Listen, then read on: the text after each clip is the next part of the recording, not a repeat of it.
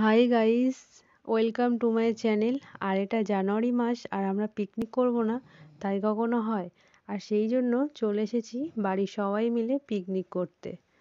তো পিকনিকে আছে চিকেন বিরিয়ানি আর চিকেন কষা।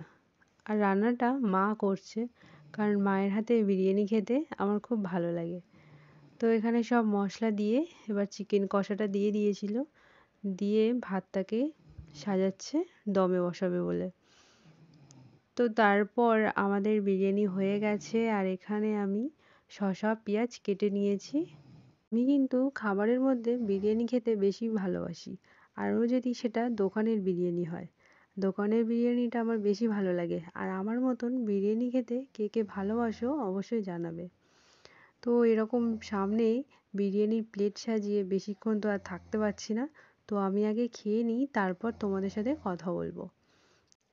তো তারপর আর ভিডিও করার সময় হয়নি, কারণ আমাদের খেতে 3টে বেজে গিয়েছিল। তারপর মেয়েও উঠে গিয়েছিল, ওকে রাখার জন্য আর ভিডিওটা করা হয়নি। আর এখন বাজে সন্ধে 7টা, আর আমি 1 সপ্তাহ পর ভালো করে তেল মেখে বিনুনি করছি।